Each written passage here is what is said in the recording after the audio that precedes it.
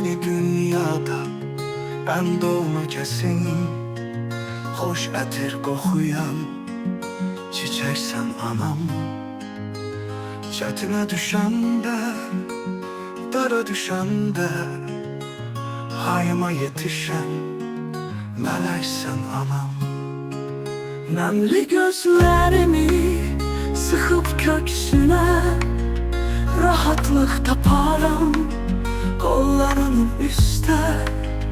Layla çalarsan mı ayana yine, Nigaran kalbime gereksen anam.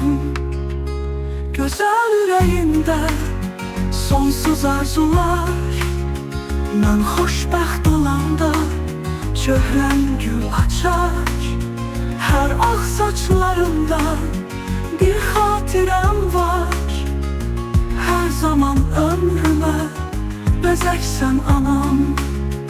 Nur kimi parlayan yüzüne kurban, söhbetine kurban, sözüne kurban.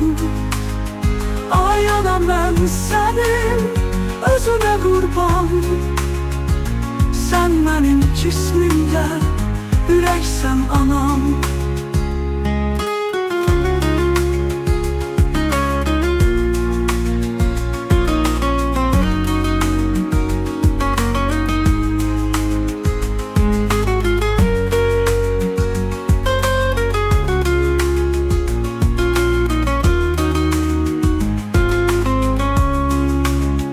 Nemli gözlerimi sıkıp köksüne rahatlık taparım kollarının üstte.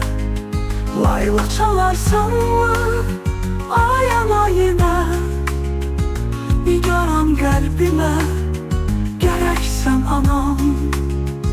Güzel yüreğimde sonsuz arzular, ben hoşbəxt olanda çöhrən gül açar.